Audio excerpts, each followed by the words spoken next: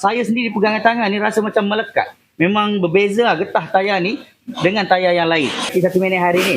Okey, hari ni saya nak kongsi satu brand tayar yang banyak digunakan oleh kereta mewah. Nak tahu brand apa tak? Jom saya tunjuk. Ini dia. Pernah dengar tak brand Vredestein? Okey, brand ni banyak digunakan oleh supercar sebelum ni.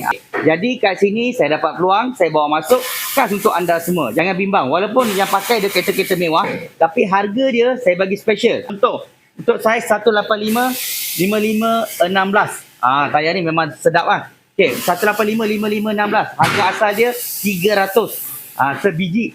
Tapi saya bagi anda 251 sebiji siap pasang balancing. Nak tahu tak apa kelebihan tayar ni? Jom saya tunjuk. Untuk tayar ni, treadwear dia baru 280. Maknanya tayar ni memang lembut dan grip. Traction dia double A.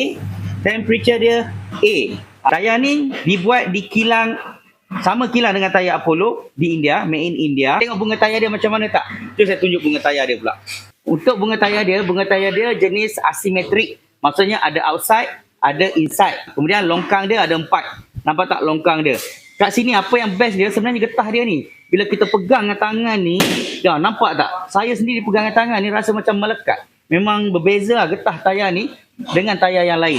Memang betul lah, patutlah banyak kereta-kereta mewah yang pakai tayar ni. Dan yang paling best tayar ni memang comfort. Tayar yang kereta mewah pakai ni, mesti dia nak pakai tayar comfort. Dia tak nak pakai tayar yang bising, tayar-tayar yang keras. So kalau siapa yang nak guna tayar Vredestein ni, boleh hubungi kami segera atau terus datang ke kedai tayar Fizi, Sunway Post. Selamat hari ini, settle.